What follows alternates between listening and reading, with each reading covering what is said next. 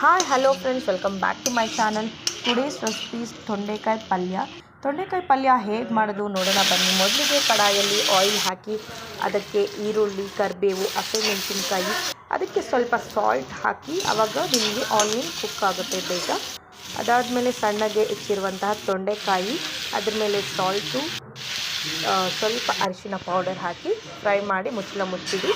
ಆ ಹಬೆಯಲ್ಲೇ ಬೇಯಬೇಕು ನಿಮಗೆ.